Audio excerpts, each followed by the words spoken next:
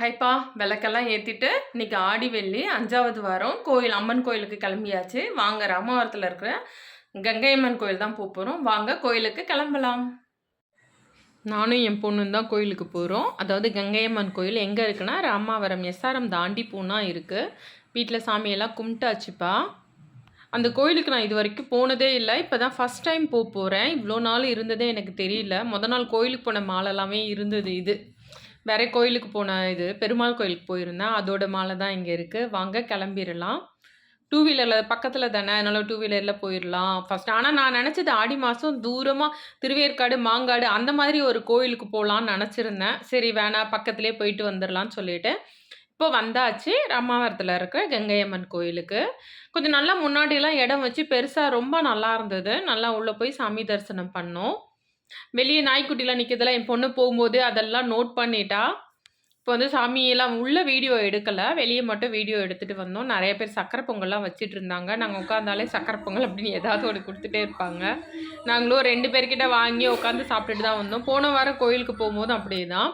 இந்த ஆடி மாதம் 5 வெள்ளியும் எனக்கு நல்லா கோயிலுக்கு போகிற ஒரு சந்தர்ப்பம் கிடச்சிது. லாஸ்ட் இயர்லாம் ஒரே ஒரு ஆடிவெள்ளி, ஃபஸ்ட்டு ஆடிவெள்ளி மட்டும்தான் போனேன். இந்த இயர் 5 ஆடிவெள்ளியும் போயாச்சு. சாமி தரிசனம் முடிச்சுட்டு பார்த்தா அங்கே சைடில் பெரிய குளமே இருந்தது. என் பொண்ணு நாய்க்குட்டியே இது பண்ணிவிட்டு பிஸ்கெட் வாங்கலாமா, இது வாங்கலாமா, அது வாங்கலாம் கேட்டுகிட்டே இருந்தா. இரு முதல்ல சுற்றி வந்துட்டு ஏதாவது பண்ணலாம் அப்படின்னு சொல்லிட்டு 2 பேரும் நல்லா அங்கே நின்று ஃபோட்டோலாம் எடுத்தோம். ரொம்ப நல்லா இருந்தது. இப்போ வந்து நம்ம சுற்றி வந்துடலாம். பொங்கல் வச்சுக்கிட்டு இருக்காங்க வெயிலோட. அந்த பக்கமும் வச்சுக்கிட்டு இருந்தாங்க. ரொம்ப நல்ல பெரிய கோயில். ரொம்ப நல்லா இருந்தது. மார்கழி மாதம் இந்த கோயிலை எப்படி மிஸ் பண்ணான்னு தெரியல. ஆடி மாதம் கரெக்டாக வந்தாச்சு கோயிலுக்கு.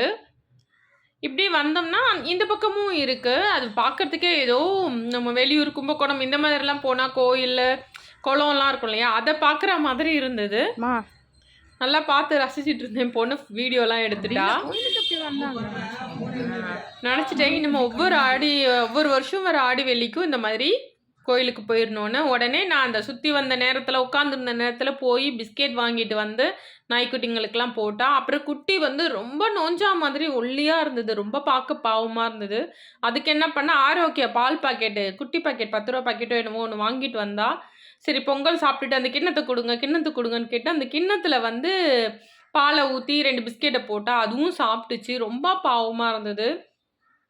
கோயிலுக்கு போயிட்டு காசு அது இதுன்னு போட்டு நம்ம செலவு என்னென்னமோ பண்ணுறோம். பூ மாலை எல்லாமே வாங்குகிறோம், ஓகே பண்ணுறோம். கூட இந்த மாதிரி நாய்ங்க இருக்கும்போது ஒரு 10 ரூபாய்க்கு செலவு பண்ணியும் போடலாம். ஆனால் எல்லோரும் நாய் கடிக்குது அதெல்லாம் சொல்கிறாங்க, அது உண்மைதான். ஆனால் இந்த மாதிரி பாவப்பட எதுவும் என்ன பண்ணுறதுன்னு தெரியல. ஒரு நாய் கடிக்குதுன்றதுக்காக எல்லாரும் எல்லா நாயும் பார்த்து பயப்படுறாங்க, விரட்டுறாங்க. அது நம்மளை பார்த்தாலே இவங்க நம்மளை என்ன பண்ணிடுவாங்க, பிஸ்கெட் போட வராங்க, அதை சாப்பிடணும் கூட இல்லை, இவங்க நம்மளை என்னமோ பண்ண போகிறாங்கன்னு பயந்து ஓடுது. அதுவும் இப்போ உள்ள குட்டிங்கெல்லாம் நிற்க கூட மாட்டேங்குது. என்னவோ எல்லாமே மாறிக்கிட்டு இருக்கு. கடிக்குதுன்னு எல்லா நாயும் கடிக்குது அப்படின்ற மாதிரி ஆயிருச்சு. எதுவுமே சொல்ல முடியல. அதையும் எடுத்து குப்பையில போட்டுரு. இப்போ இருக்காது. நாங்கள் வந்து பெரிய நாய்களுக்கெல்லாம் பிஸ்கெட் போட்டுருந்தோம்னா ரொம்ப சந்தோஷமா அதுங்களும் குடிச்சது. அங்கே கோயிலில் ஆடி வெள்ளி கடைசி வெள்ளின்றதுனால ஒவ்வொரு வெள்ளியும் கொடுப்பாங்க. அந்த கோயிலில் வந்து ப்ளவுஸ் பீட்டு இந்த மாதிரிலாம் கொடுத்தாங்க. சரி அந்த பையும் கையில் வாங்கி வச்சாச்சு. அவ்வளோதான்ப்பா. எல்லாம் பார்த்துட்டு ஹாப்பியாக வீட்டுக்கு வந்தாச்சு. சரி என்னென்ன பையில் இருக்குன்னு ஓப்பன் பண்ணி பார்த்தேன். வளையல் இந்த மாதிரி விஷயம்லாம் இருந்தது. எடுத்து என்னென்ன இருக்குது பார்த்துடலாமா. ஒரு ட்ரேயில் வச்சு கொடுத்துருந்தாங்க.